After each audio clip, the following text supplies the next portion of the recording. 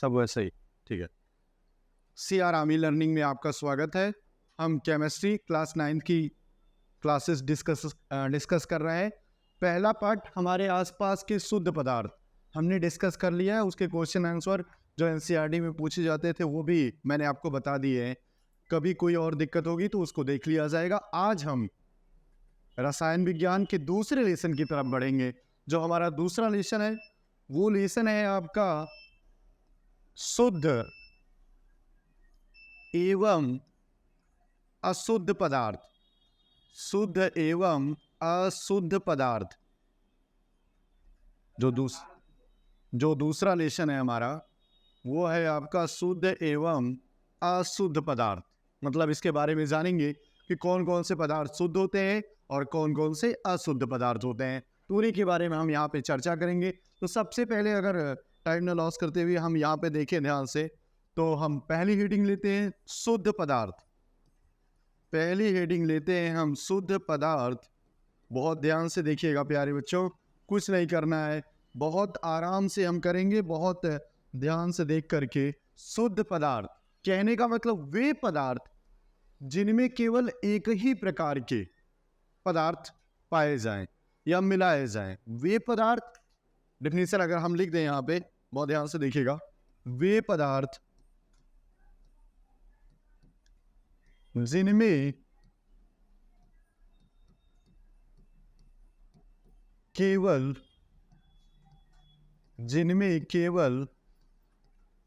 एक ही प्रकार के पदार्थ पाए जाते हैं और उनमें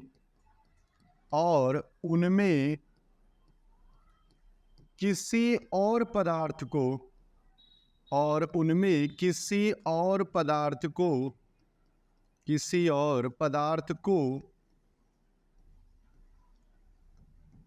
न मिलाया जाए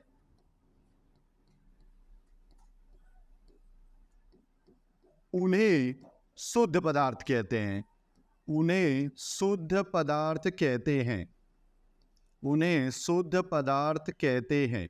ये हमारी डिफिनीशन हो गई। आराम से प्यारे बच्चों, मुझे पूरी उम्मीद है आप सबको समझ में आ रहा होगा। वे पदार्थ जिनमें केवल एक ही प्रकार के पदार्थ पाए जाते हैं और उनमें किसी और पदार्थ को न मिलाया जाए उन्हें शुद्ध पदार्थ कहते हैं। ये हमारी डिफिनीशन थी। अब अगर ध्यान से देखा जाए तो ये दो प्रकार के होते हैं। जो आपके शुद्ध पदार्थ होते हैं ये दो प्रकार के होते हैं। ये दो प्रकार के होते हैं। बहुत ध्यान से देखिएगा। पहला अगर हम बात करें तो जिसे हम कहते हैं तत्व को अगर इंग्लिश में लिखा जाए तो एलिमेंट कहते हैं। तत्व का मतलब होता है एलिमेंट। तो तत्व किसे कहते हैं या तत्व कौन से पदार्थ होते हैं, अगर इनके बारे में हम देखें यहाँ पे, बहुत ध्यान से देखें अगर, तो बहुत ध्यान से देखा जाए अगर, तत्व वे पदार्थ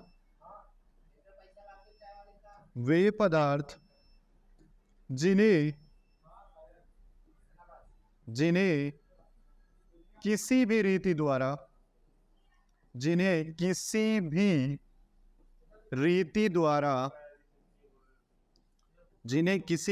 द्वारा, रीति मतलब माध्यम, जिन्हें किसी भी रीति द्वारा दो या दो से अधिक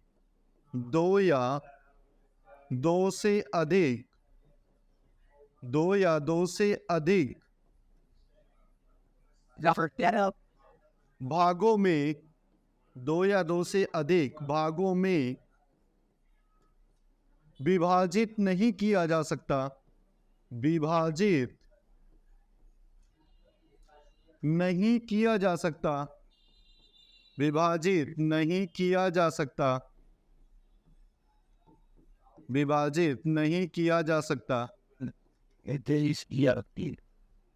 उन्हें तत्व कहते हैं। उन्हें तत्व कहते हैं। उन्हें तत्व कहते हैं। अब मोस्ट इंपॉर्टेंट बात क्या है कि तत्व शब्द की खोज किसने की थी? तो तत्व शब्द की खोज, तत्व शब्द की खोज सर्वप्रथम, तत्व शब्द की खोज सर्वप्रथम रॉबर्ट बायल, सर्वप्रथम रॉबर्ट बायल ने की थी। तत्व शब्द की खोज सर्वप्रथम रॉबर्ट बायल ने की थी।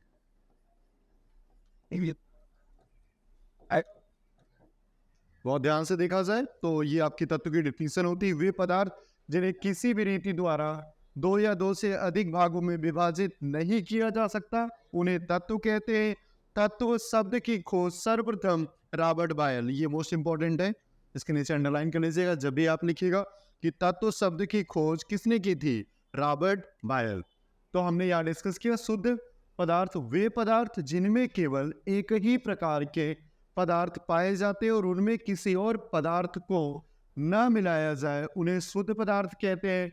ये दो प्रकार के होते हैं। पहला आपका तत्व, वे पदार्थ जिन्हें किसी भी रीति द्वारा दो या दो से अधिक भागों में विभाजित नहीं किया जा सकता, उन्हें तत्व कहते हैं। और तत्व शब्द की खोज सर्वप्रथम रॉबर्ट बायल ने की थी। अब हम इसका एग्जाम्पल लेंगे और एग्जाम्पल के लिए हम आगे बढ़ते हैं।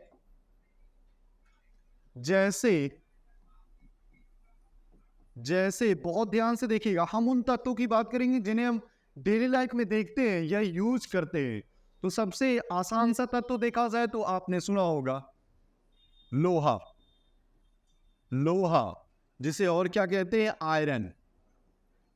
लोहा, आयरन, और ये लैटिन नाम से लिया गया है जिसे हम फेरम कहते हैं, जिसे हम इसे लैटिन नेम कहते हैं फेरम, और इसका संकेत होता है प्यारे बच्चों Fe। लोहा जिसे इंग्लिश में आयरन कहा जाता है, ये लैटिन वर्ड से लिया गया है फेरम, और फेरम का संकेत क्या हो जाएगा? Fe। अगर यहाँ पे इसके परमाणु क्रमांक की बात करें Z इज इक्वल टू, तो Z इज इक्वल टू होता है 26। अगर फेरम या लोहे के परमाणु क्रमांक की बात करें तो Z इज इक्वल टू 26। दूसरा आप जानते हैं कापर, दूसरा आप जानते हैं कापर, जिसका वायर यूज होता है, जिसके तार बनाए जाते हैं और जिससे बिजली के करंट क्या करते हैं? दौड़ने का कार्य करते हैं। कापर का संकेत Cu, कापर का संकेत Cu, ये जिस लैटिन वर्ड से लिया गया है उसे क्यूप्रम कहते हैं, क्यूप्रम, कापर Cu। अब इसका अगर हम परमाणु क्रमांक देखें तो Z इज इक्वल टू हो जाएगा 29।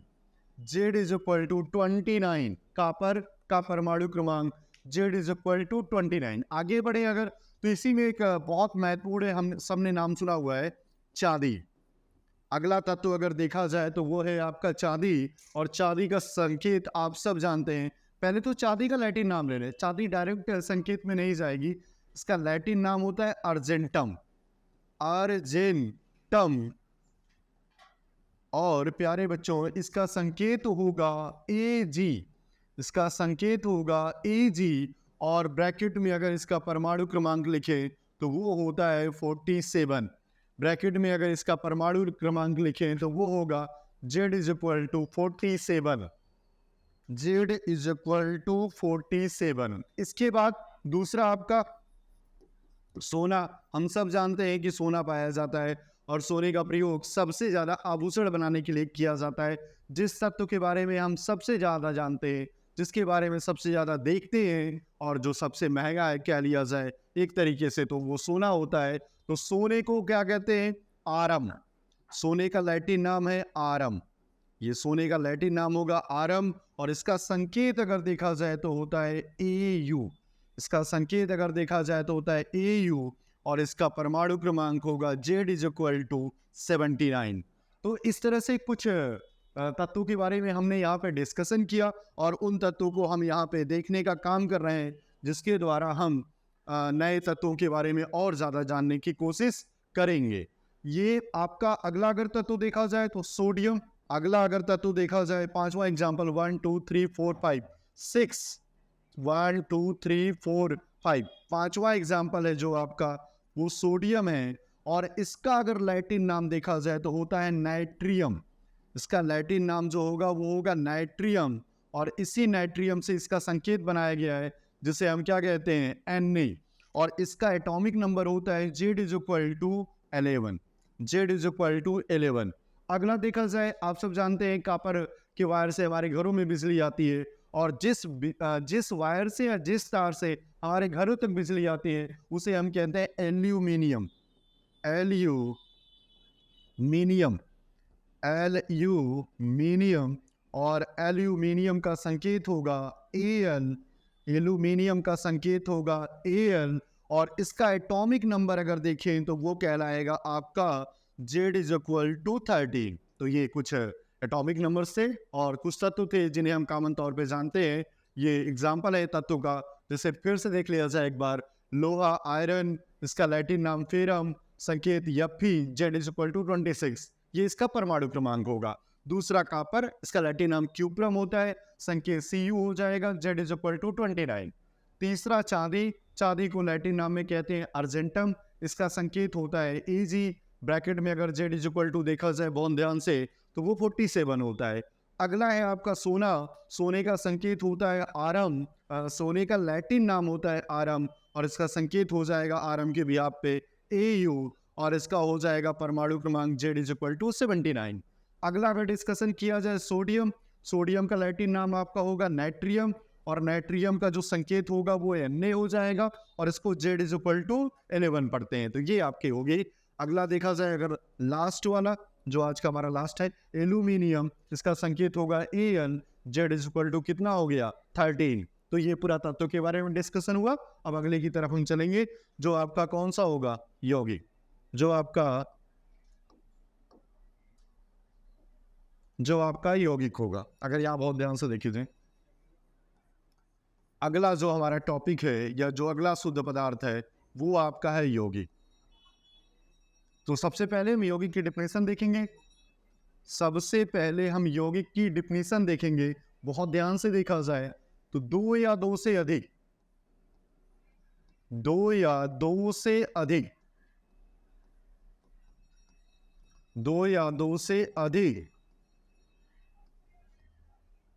तत्वों को एक निश्चित अनुपात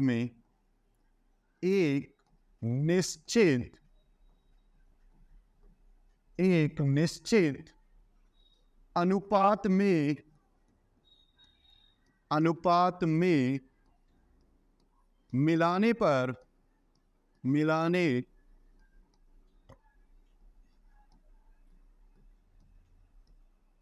जो नया पदार्थ प्राप्त होता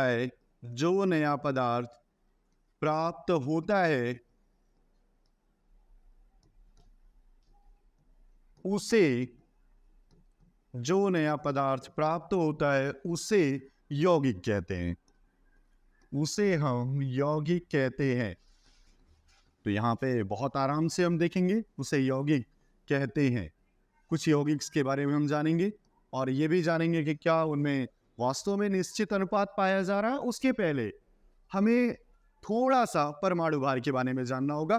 कुछ तत्व है हमारे पास जिनके परमाणु भार हम लिखने की कोशिश करेंगे। तो ये हमारा एक नया कॉलम बनेगा। एक तरफ तत्व होगा और दूसरी तरफ आपका परमाणु भार। एक तरफ तत्व होगा और एक तरफ आपका परमाणु भार, जिसे हम आसानी से याद भी कर सकते हैं। और आप भी कोशिश करिएगा याद करने की, और मुझे पूरी उम्मीद है आप आराम से इसे याद कर लेंगे। तो पहला अगर लिखा जाए H for hydrogen, that's atomic weight 1। इसका संकेत क्या होगा, A। इसे A से प्रेजेंट करते हैं या A से दिखाते हैं, H1। सेकेंड है आपका हीलियम, हीलियम का कितना होगा, 4।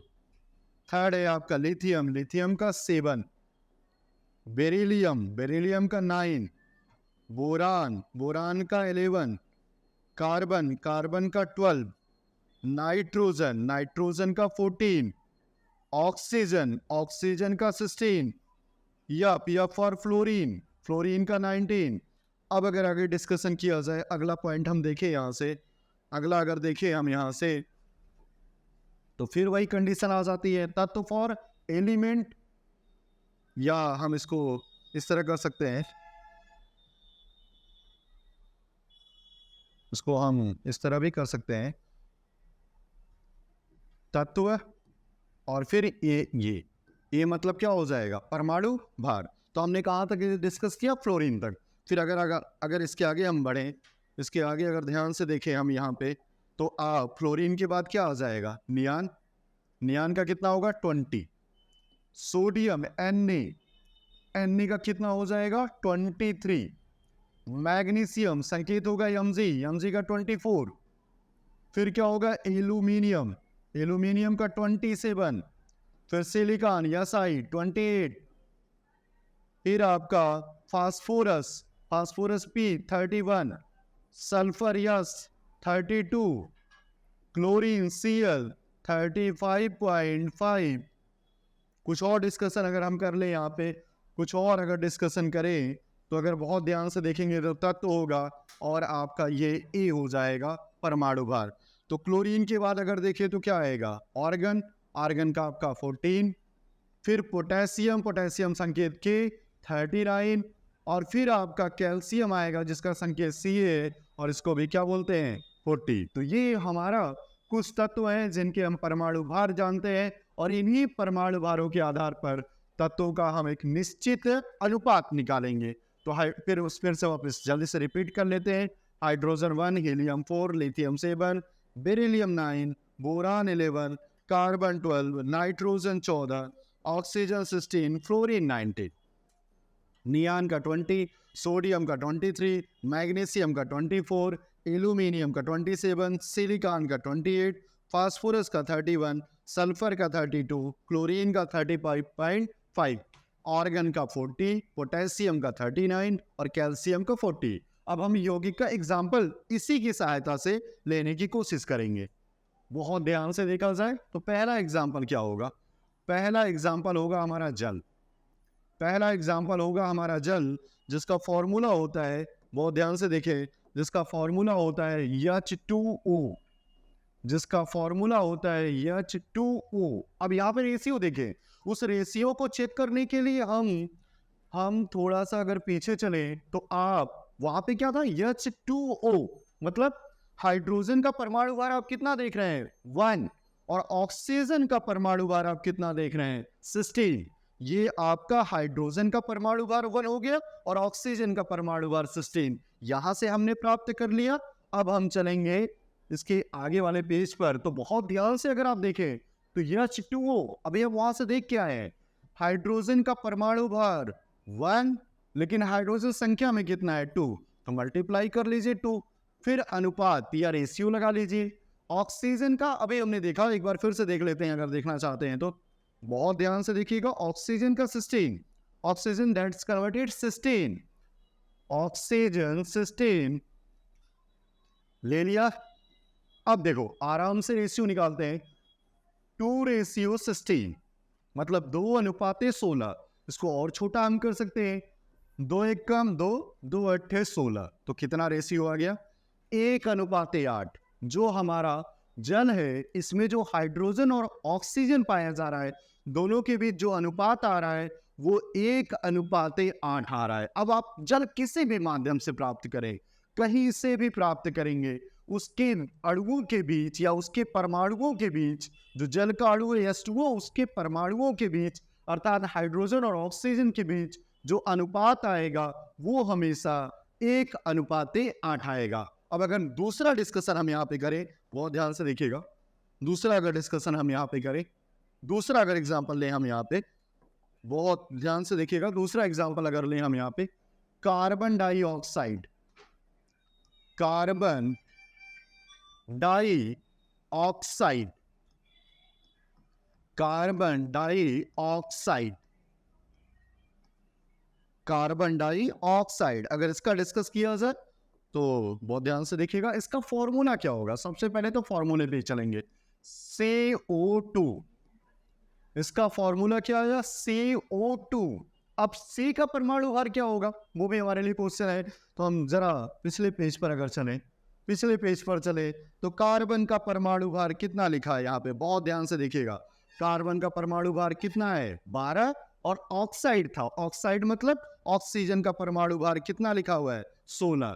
तो इस तरह से यहाँ से 12 और यहाँ से 16 हम उठाएंगे और उसको अगले पेज की तरफ लेके चलेंगे। तो कार्बन का कितना हमने अभी ज्ञात किया 12 अनुपाते 16, और 16 का मल्टीप्लाई कर देंगे किसमें 2 में, क्योंकि ऑक्सीजन संख्या में कितनी है 2 है।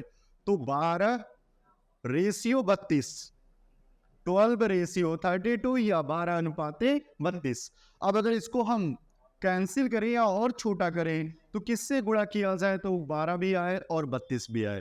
तो अगर 4 का गुणा करें, 4 तिया 12, 4 अठे 32, रेशियो में मिल गया प्यारे बच्चों, रेशियो मिला। कार्बन हमेशा 3 के अनुपात में रहेगा और ऑक्सीजन आपका 8 के अनुपात में रहेगा। कार्बन डाइऑक्साइड जब भी हम बनाएंगे वो फिक्स पोजीशन रहेगी, कार्बन 3 के रेशियो में और ऑक्सीजन 8 के रेशियो में। और इस तरह से आपने देखा यहाँ पे 3 अनुपाते 8 हमें कार्बन डाइऑक्साइड का प्राप्त हुआ। अगला अगर हम डिस्कशन करें, हम तीसरा देखें, ये पहला यौगिक था, ये दूसरा यौगिक आ गया। अब अगर तीसरा देखें तो तीसरा अगर बहुत ध्यान से हम देखें तो तीसरा जो आपका एग्जाम्पल है वो है अमोनिया। तो एग्जाम्पल है वो है अमोनिया, बहुत ध्यान से देखें। अमोनिया आप सबको पता है, जहाँ भी हम बाथरूम या टॉयलेट जाते हैं तो वहाँ पे जो गैस निकलती है, जिस गैस के कारण हमें बदबू आती है, दैट इज कॉल्ड अमोनिया। अब इसका अगर हम फॉर्मूला देखें बहुत ध्यान से, अगर इसका फॉर्मूला देखें तो ये कहलाता है क्या NH3। इसका फॉर्मूला देखें तो ये कहलाता है NH3। हाइड्रोजन यहाँ से मिल गया हमें परमाणु भार, बट अभी नाइट्रोजन नहीं पता है। हम नाइट्रोजन के लिए फिर से वापस पीछे चलेंगे। तो बहुत ध्यान से देखें आप, तो नाइट्रोजन का परमाणु भार कितना दिया है 14। बहुत ध्यान से देखें अगर, तो नाइट्रोजन का परमाणु भार कितना दिया है 14, और इसको हम आगे लेके चलेंगे और हाइड्रोजन 1, इसको आगे लेके चलेंगे और हाइड्रोजन आपका 1। तो आराम से निकाल लो, नाइट्रोजन 14 रेशियो 3। क्या ये कैंसिल हो सकता है? कोई और छोटी संख्या ली जा सकती है? नहीं, तो यही ले लो आराम से।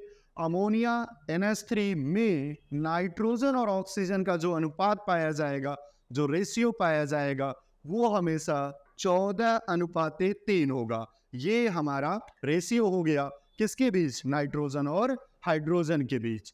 अगर अगला डिस्कस किया जाए, चौथा अगर हम देखें यहाँ पे, ये पहला, ये दूसरा, ये तीसरा, अगर चौथा कंपाउंड देखें तो बहुत ध्यान से देखिएगा। एक बहुत अच्छी सी गैस लेते हैं हम, कार्बन मोनोऑक्साइड। गैस कोई भी हो, ऑक्सीजन छोड़ दिया जाए तो हमारे लिए घातक ही होती है, और ये भी उसी लिस्ट में है, कार्बन मोनोऑक्साइड।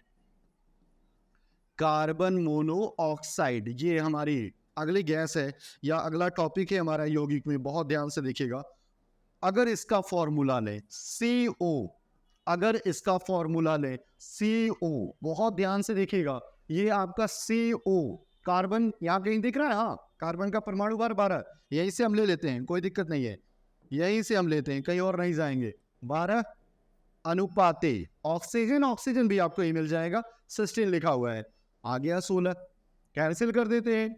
अब ये कैंसिल करेंगे किससे, कौन सी ऐसी संख्या है जिससे 12 भी कट जाए और 16 भी कट जाए? हमारे पास 4 है, 4 तिया 12, 4 चौका 16। तो रेशियो क्या आ गया 3 अनुपाते 4।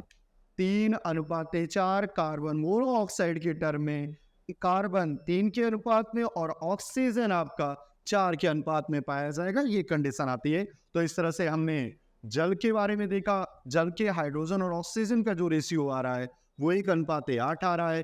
कार्बन डाइऑक्साइड में जो रेशियो आ रहा है वो 3 अनुपाते 8 आ रहा है। अमोनिया में जो रेशियो आ रहा है NH3 में नाइट्रोजन और हाइड्रोजन का, वो 14 अनुपाते 3 आ रहा है। कार्बन मोनोऑक्साइड का जो रेशियो आ रहा है प्यारे बच्चों, वो कार्बन और ऑक्सीजन के बीच 3 अनुपाते 4 आ रहा है। जल्दी से एक कंपाउंड और हम डिस्कस कर लेते हैं यहाँ पे, जल्दी से हम देखेंगे एक कंपाउंड और हम डिस्कस कर लेंगे। अगर हम यहाँ पे 5वां कंपाउंड बनाए, ये आपका चौथा है, अगर 5वां कंपाउंड बनाए हम यहाँ पे जल्दी से, तो 5वां कंपाउंड आपका आता है यहाँ पे, 5वां कंपाउंड आपका आएगा मीथेन। 5वां कंपाउंड आपका आ रहा है यहाँ पे मीथेन। और प्यारे बच्चों, मीथेन दलदली इलाकों में पाई जाने वाली एक गैस होती है जो दलदल में पाई जाती है। अब अगर इसका फॉर्मूला हम देखें, बहुत ध्यान से अगर इसका फॉर्मूला देखा जाए तो मीथेन का फॉर्मूला होता है CH4। CH4। अब कार्बन का हमें परमाणु भार चाहिए और हाइड्रोजन का। कार्बन का परमाणु भार हम देख रहे हैं कितना आया, 12:4।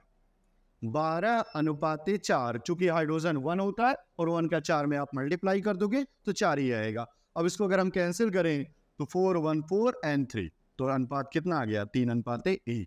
तो मीथेन में CH4 के बीच, कार्बन और हाइड्रोजन के बीच, कार्बन 3 के रेशियो में, हाइड्रोजन 1 के रेशियो में, इस तरह से ये 3:1 के अनुपात में पाया जाता है। तो ये हमने 5 कंपाउंड यहाँ पे डिस्कस किए कि ये यौगिक है, तो इनका अनुपात जो होता है वो निश्चित होता है। 2 या 2 से अधिक तत्वों को मिलाने पर अगर अनुपात समान आ रहा है या एक ही आ रहा है तो वो अनुपात हमेशा क्या होगा, निश्चित होगा। उसे या उस नए पदार्थ को हम यौगिक कहते हैं। अब हम अगले टॉपिक की अगर तरफ चलें,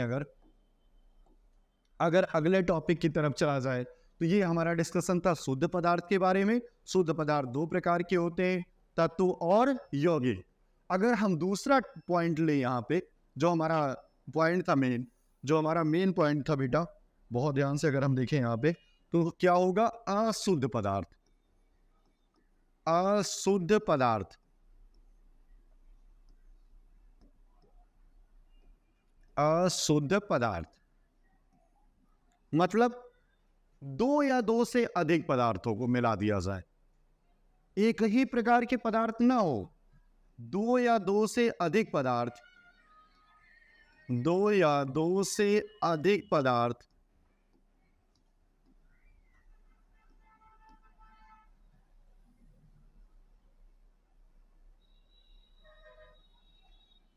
अधिक पदार्थ मिलाने पर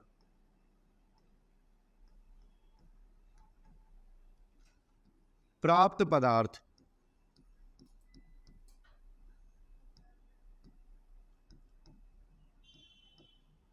अशुद्ध पदार्थ कहलाता है। अशुद्ध पदार्थ कहलाता है।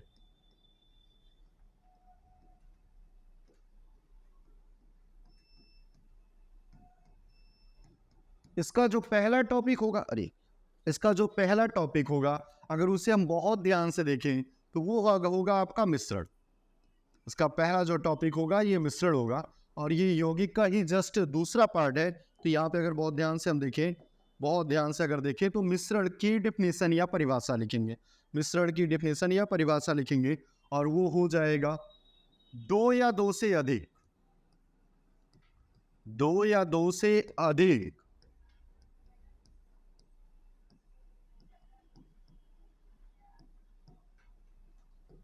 तत्वों या पदार्थों को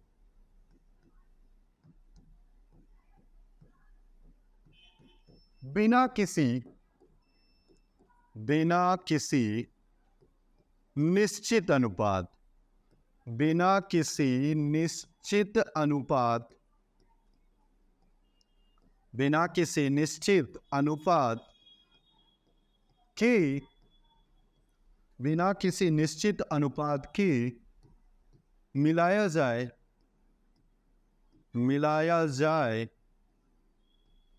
तो उन्हें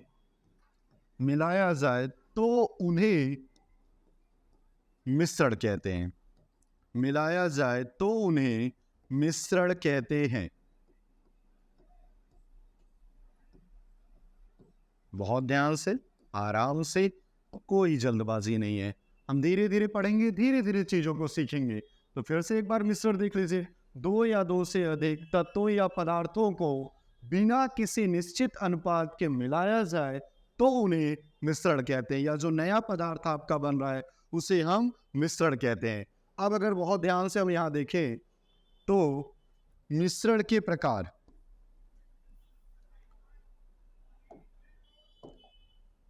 मिश्रण के प्रकार, मिश्रण के प्रकार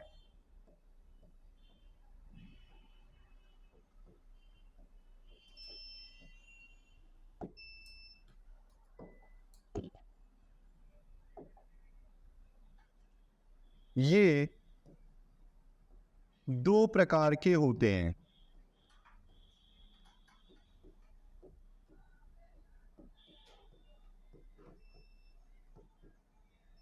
ये दो प्रकार के होते हैं। कौन? मिश्रण। कौन कौन से होते हैं उसके बारे में अगर हम देखें ध्यान से, तो पहला क्या होगा? पहला अगर बहुत ध्यान से देखा जाए, समांगी मिश्रण। पहला समांगी मिश्रण। डिफिनीशन देख ली जाए, समांगी मिश्रण डिफिनीशन अगर देखी जाए,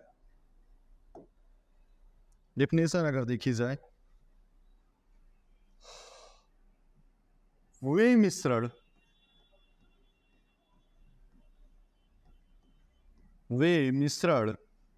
ये मुझे लग रहा है सही नहीं आ रहा होगा। वे मिश्रण, बहुत ध्यान से अगर देखा जाए, वे मिश्रण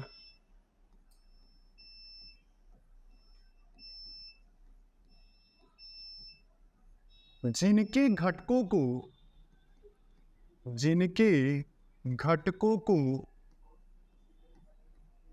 वे मिश्रण जिनके घटकों को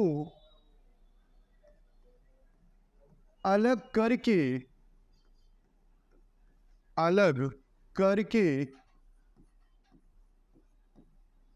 नहीं देखा जा सकता है, उन्हें समांगी मिश्रण कहते हैं। उन्हें समांगी मिश्रण कहते हैं।